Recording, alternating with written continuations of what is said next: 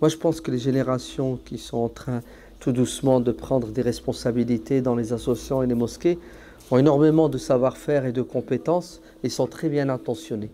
Il faut juste savoir leur faire confiance et puis surtout les laisser faire leur travail puisque c'est leur domaine. Là, en tant que grand, en tant que vieux, en tant que parent, on a des qualités mais on a aussi des défauts. Parmi les défauts qu'on a, c'est qu'on ne fait pas confiance aux plus jeunes. Hein, vous ne savez rien, vous êtes nuls. On pense que c'est une question d'âge. Ouais. Allez, tu deviens sage, intelligent et compétent quand? En fait, quand tu auras mon âge. Hein. Ouais.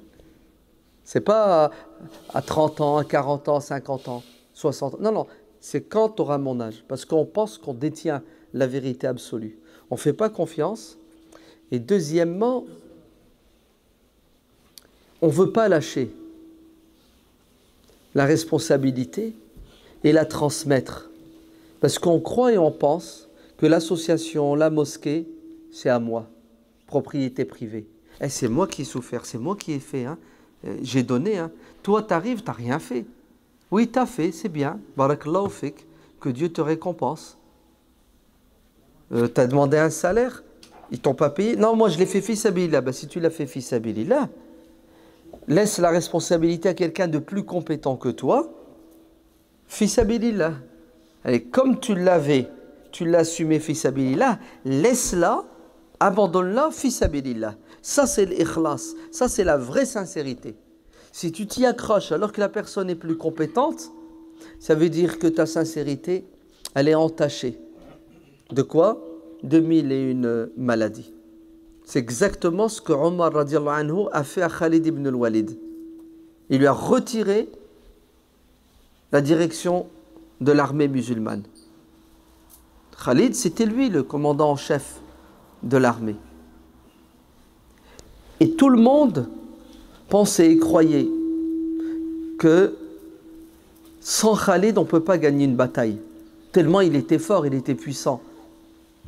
Si bien que l'armée, les soldats, finissaient par placer leur confiance en Khalid et ses compétences aux dépens de leur confiance qu'ils devaient placer en Dieu. Et Omar l'a compris, et vous savez ce qu'il a fait?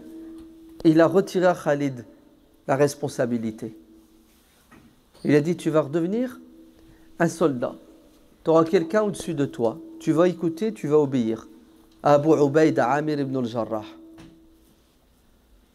Alors, est-ce que Khalid a pété les plombs? Est-ce que Khalid est entré en rébellion? Est-ce qu'il a fait une mutinerie? Il aurait pu, Khalid, hein, il aurait pu dire, j'obéis pas à Omar. Ohé, mes soldats, est-ce que vous voulez que je continue à diriger? Ma main coupée, ils auraient tous dit, c'est toi qu'on veut. Mais Khalid, il n'avait pas une fonction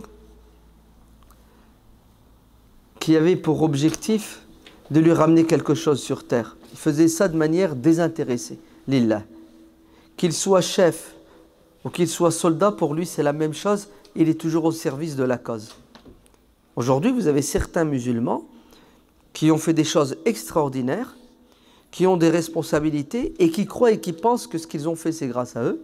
Ils oublient Dieu, ok? Ils oublient que c'est Dieu qui les a utilisés. Certes, c'est vrai, ils ont fait des efforts. Il faut les remercier. Ceux qui ne remercient pas les gens ne remercient pas Dieu. Il faut leur donner la place qu'ils méritent, l'importance qu'ils ont. Mais en même temps, la personne doit comprendre que personne n'est indispensable. Ok? Tout le monde peut mourir d'un instant à l'autre. Donc, il ne faut pas croire qu'après toi, ça sera la fin du monde. Le prophète est mort, alayhi salatu wassalam. La terre, elle a arrêté de tourner. Non? La terre, elle a arrêté de tourner.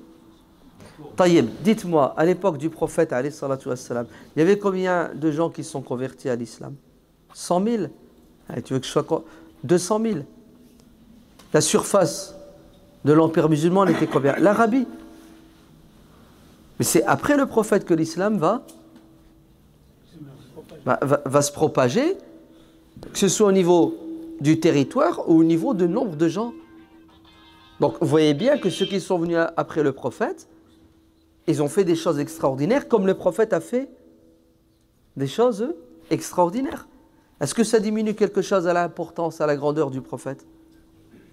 En vérité, Le prophète, vous savez ce qu'il a fait? Il a éduqué des gens pour prendre sa place, pour continuer son travail.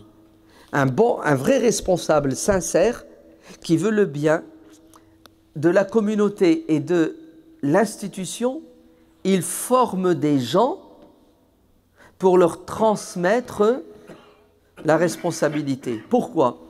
Parce que seul, tu es un dictateur, tu as un pharaon, et tu es limité. Et deuxièmement, les autres sont plus compétents que moi dans beaucoup de domaines. Moi, j'ai su faire quelque chose parce que c'était mon domaine. Je suis peintre en bâtiment. Je suis balèze en peinture, mais je suis nul en électricité. J'ai besoin d'un électricien. C'est pas, j'aime pas l'électricien parce qu'il fait du bon travail. Chacun son domaine. Le responsable, les responsables doivent comprendre qu'on a tous besoin les uns des autres. Et celui qui est plus compétent que moi, c'est pas mon ennemi. Je dois pas le jalouser. Au contraire, je dois dire Alhamdulillah, merci Seigneur, tu m'as envoyé quelqu'un de plus compétent que moi pour développer l'existant, pour l'améliorer.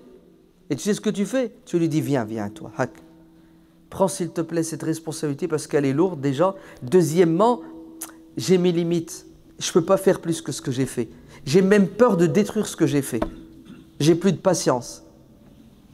Et là, vous allez voir ce qui va nous arriver. On va grandir, on va évoluer. Donc, il faut que les anciens comprennent que il faut transmettre aux générations à venir le bébé. Ouais. Pourquoi? Pour qu'ils l'entretiennent et qu'ils lui donnent les moyens pour grandir. Et plus on est nombreux à nous investir, plus on a de chances de réussir parce que deux têtes valent mieux qu'une. Ouais. Mais il faut beaucoup de sincérité, beaucoup d'intelligence et il faut aussi de la démocratie et de la liberté. Ouais. Pour qu'on puisse se critiquer mutuellement dans le respect et ensuite laisser aux gens le choix de choisir qui ça? Les gens les plus aptes et les plus compétents. S'il y a de la dictature, on n'arrivera jamais à s'en sortir.